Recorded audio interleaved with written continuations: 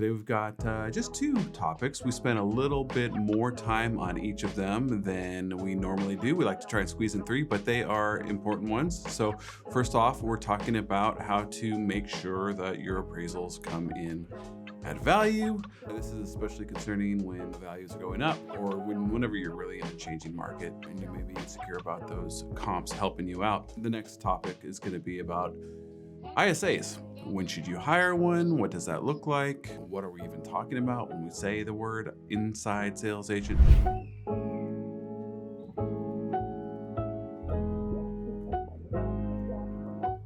Hey, what's happening? I'm JC Agajanian, broker associate with the Whistle Realty Group at EXP. And today we're bringing you the recap of the mastermind put on by the Fast Forward movement, as we do every Monday. But for now, let's jump right into the appraisal topic. So as you would expect, the basics are here, right? We want to have information that we can provide to the appraiser. We want to give them the offer that we're working with. We also want to make sure and give them, I like to do page one from any additional offers so we can demonstrate, and sure you can black out contact information or whatever, but don't black out the numbers. So you can demonstrate that it was a popular property, which explains the price that you're in at. So make sure, and when you do that, make sure that you include the final counter, which is a lot of times higher than the initial offering price in that package. So maybe not just page one of the other offers, but also the counter pages. Of course, you're going to give the comps that you think are best to use, right? So you're going to give that as well. But probably more important than the first two things we mentioned is a list of upgrades.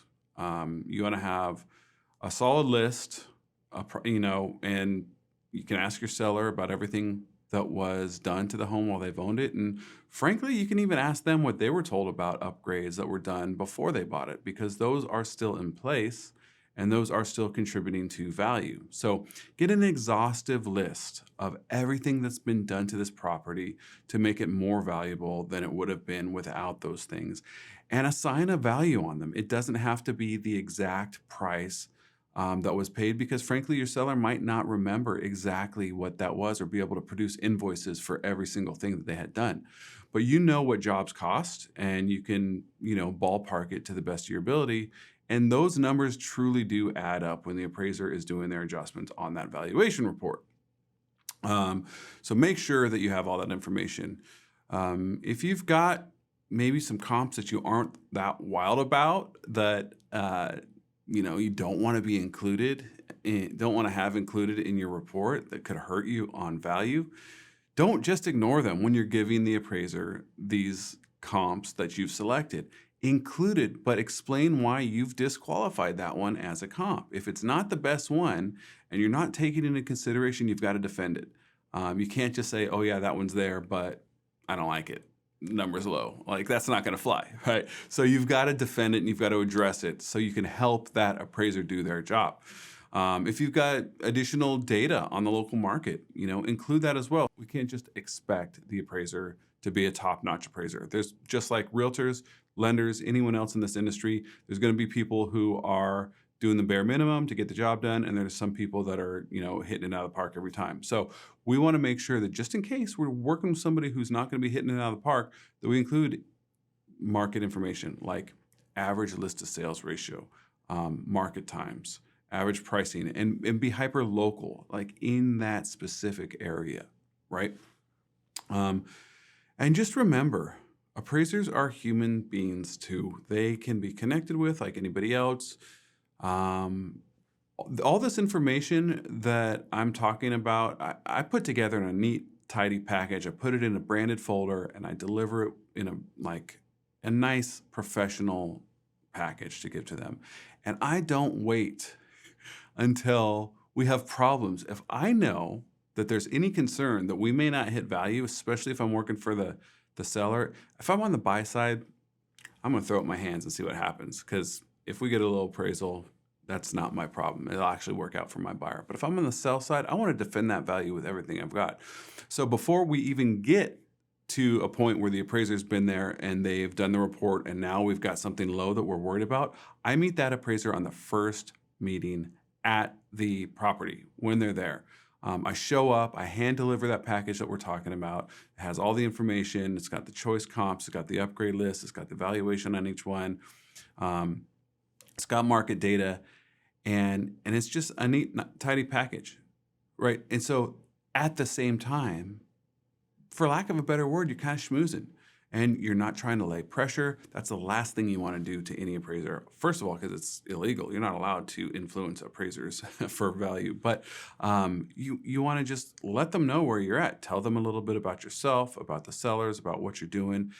The better connection you make with that appraiser, the better chance you have of that person actually working harder and trying to do you a solid and get the thing to work, even if there may be some obstacles there, right? So you want to connect with the person, you want to be kind, you don't want to be, salesy or put pressure on them. And if you do all these things, you give them the information that's going to help them do their job. You give them the information about surrounding the listing, the market time that you were on, how long it took for you to go from 0 to X amount of offers. It's going to help them do their job. They're going to have a better understanding of not only the property that they're appraising, but the scenario that led to the offer or offers you've got and why you're in at that price. Another important topic or thing to consider on this topic is the fact that us agents often don't necessarily respect the time and energy that appraisers put into becoming appraisers. Not only do they have to do all the education, but they also have to have 2,500 hours of supervised work once they are licensed, and then they get their certification. So, we don't necessarily give a lot of appraisers their due as agents and brokers, but we've got to remember that they've done a lot of work to get to the position they're at. They are people who are hired in a professional capacity to give their opinion of value. And yes, all of an appraisal report is somebody's opinion of value, but that somebody put a lot of effort in to get to that position to be deemed worthy enough to give that opinion out. So not only keep that in mind, but also keep in mind the fact that their hands are tied. There are not only universal appraisal rules, but there are also lender requirements that come into play when it comes to writing these appraisal reports. So, the long and the short of it is their hands are kind of tied. They're obligated to look backwards in time. So they are driving down the road, looking in the rear view, and us brokers are out here driving down the road, looking out the windshield, knowing what's coming up and where things ought to be instead of where things were. That's the main divide that comes in between us and appraisers, is they are forced to look backwards and we are always looking forwards, right? It's a natural disconnect. So on top of that, there's often multiple lender guidelines, but some of the basic ones are like, hey, it's got to be a comp that's sold in the last 90 days or newer, or it's got to be a comp that's in a radius of a mile or smaller. And if you don't do that, Mr. Appraiser, you're going to have to add commentary as to why you didn't do what we expect you to do. So, gosh, when you think about it that way, it changes the attitude a little bit. And we can't just be, a toddler throwing a tantrum and going, I don't like the value.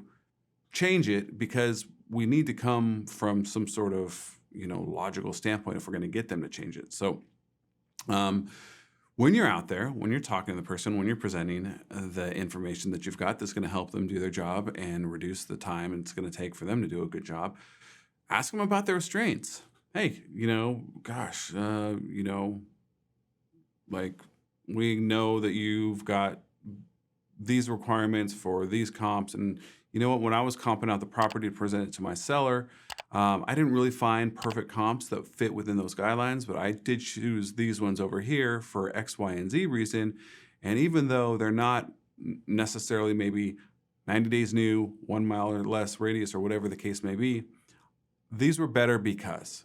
So now you're giving even more context and information about your perspective before you even got to market, let alone where you're at now, where you've got a buyer in contract and probably several others that lost out. So, keep that information in mind. And again, that upgrades list that we talked about before, it's just information that's not going to be available in the MLS, and even from a quick walkthrough. Like, that's the type of stuff that you've really got to give them that information so that they're armed with it when they go to write their report, because that's something that they can definitely include and assign value to. So super important. Now, before we move on from this topic, we'll talk about appraisal rebuttals a little bit. I have always been super cynical on rebuttals just because I have been shot down so many times trying to rebut an appraised value. But some of my last comments and others earlier came due to the fact that we had at least a couple agents just on the call this morning that were also licensed appraisers and have been for many years, in some cases decades. And they're the ones helping us with this perspective on how to approach appraisers. So when it comes time to rebut an appraisal, make sure you know the market well. Make sure that you know what sort of sales you're submitting for them. And you really got to explain, not just that you like these comps better or that they had a higher number and so they fit better in your agenda, but what is wrong with the appraisal, which means you're going to have to take time to read through the appraisal. And you're going to have to be educated enough to be able to poke holes in an appraisal. This is taking the idea of rebutting an appraisal to another level. Just throwing out some more comps and saying, I like these better, is not going to work out. And frankly, that's maybe why I've been shut down so many times, because I haven't put this sort of time and effort into it. Frankly, I think the best thing to do going forward now is to lean on an appraiser friend to say, hey man, can you take a look at this and find any problems you can with it? Because I don't like the number. I think we're worth more. I know we're worth more because there's people willing to pay for it, but we need to be able to substantiate it with numbers, comps, and data. That way, you're not obligated to become almost as knowledgeable as an appraiser is. And we already talked about how much education and on-the-job training they do. So, but to really rebut an appraisal well, we may need to have that. And maybe that means you need to kick an appraiser friend some cash to do the job for you. But it's probably going to be worth it if it saves the deal, or if it keeps your seller from being furious with you and maybe trying to dig into your pockets on your commission. Gosh. I know that stuff happens all the time. So yeah, be specific, be ready to lobby your position, and keep in mind that underwriters are looking for new information. They're looking for, like I said, something that maybe was a mistake in the report itself, or maybe there's a comp or something out there that the appraiser wasn't able to locate. A good way to look for those is on off-market listings. You can have your title rep help you look through tax records for properties that might be good comps that didn't happen to make it to the MLS. There's a good chance you might come across something like that that could support your value that never hit the market. So keep these things in mind, and we're going to keep it moving right along to talk about inside sales agents, right? So when should you hire an ISA? Well, before we get into it, let's first of all talk about what we're defining as an ISA, right? Because in the conversation today on the mastermind, we had a little bit of wires crossed just on the definition, because one person raised their hand and spoke up about experience they had in this subject, and then the moderator was like, that's a good point, but guess what? That's one way to look at it. There's other ways to look at it. So what are we saying? So actually, an inside sales agent, for the most part, people think of someone on your team working in your office doing all the heavy lifting of making the phone call, sending the text, sending the emails, of contacting, nurturing, and converting leads to appointments for the outside sales agents. That's us. So that's only one type of ISA, though. There are also complete firms that outsource this work, and you can just hire a company who will run a boiler room of dialers for you, and they may be local, they may be overseas, or they may be just across the border in Mexico. But there are those types of companies, or some Canada as well. I've actually had people work for me on both sides of our border. And then there's people in the Philippines or elsewhere on the Far East that work for you as well. And then you can also do the virtual assistant version of an ISA, where you actually hire one of those people directly and you train them and you oversee them yourself. So really, there's three different types of people you could be talking about when you talk about an ISA. So keep that in mind. Of course, they come with different positives and negatives and different price points as well. Um, but talking about timing, one of the overwhelming responses is that most people wait too long. If you hire and manage well, you can get an ISA or a team of ISAs to literally build your business with dials, texts, and emails, solid nurture to follow up on old and new prospects. This can be the engine that drives your business. Obviously, as the agent or the broker, it's freeing you up to focus on well, converting leads is hugely important. So I won't say the important things, but maybe a little higher skilled neat things that are certainly required to be local if you are one of these people who are considering doing something outsourced or overseas. Going on appointments and negotiating is going to be a better use of your time than doing the ISA work. So, most of us agents, we're good at making the calls and figuring out how to connect with now business, but we're not necessarily amazing when it comes to the longer term nurtures. And honestly, that follow up is where the fortune's at. It's not a phrase or a saying because it's not true. The fortune is in the follow up, and that means long term nurtures. So if you're not going to do it yourself, make sure you have someone who will. If you're going to hire overseas, be cautious about it. Make sure that you can listen to the recorded calls and that you can make sure that they're following the scripts that you've provided and that you're happy with the way they're handling calls. Like, this is all highly important.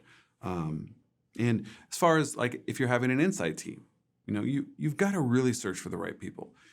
And honestly, there's a unique profile that is excited to do this type of work, right? So there's different profiles within, let's say, an in-person ISA team. Like, one person may be great at hunting down deals and just like closing. Maybe they're a high D and they're going to get it done. And maybe somebody else might be really good at being softer, but more persistent and great for those long-term nurtures because they're going to be the ones who maintain that good friendship and follow up and then stay sticky to them so that when the time is right, it's a natural fit. Hey, I've been talking to this person for a year. I've been talking to this person for 2 years. It's time for me to pick up the phone and see which agent they want me to talk to. Like, that's the mentality. So keep all this in mind. There's a lot of moving parts on the topic in general. Don't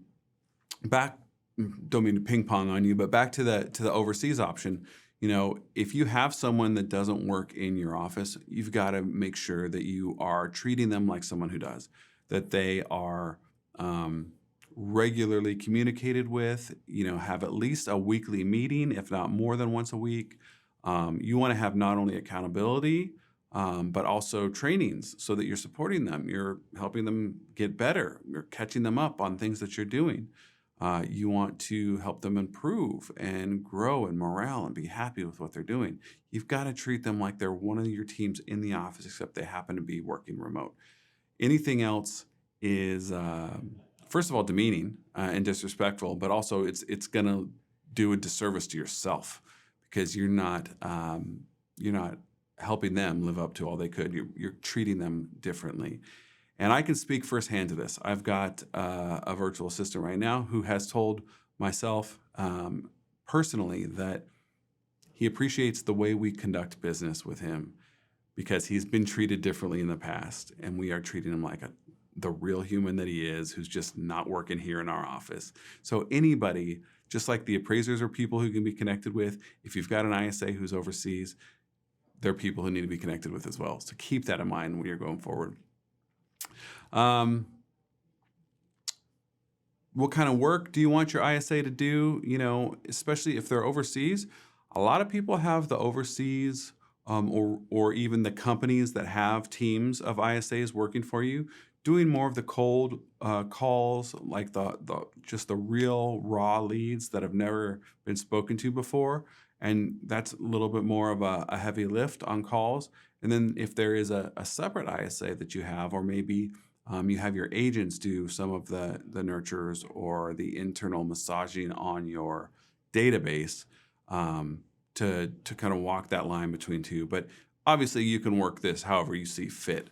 Um, like when you're hiring, especially if you're going to be hiring someone for in-office ISA and you're building a team like that, kind of take the matchmaking, kind of dating type approach to it, right? Like you are looking to not only have someone who can do the job well, who seems to have the right qualifications and the right personality type to want to do this work, but you also have to have a synergy in the office, like making sure that this person knows who your agents are and can connect with them themselves and knows how to pick which agent or which prospect would be a good fit for a specific agent.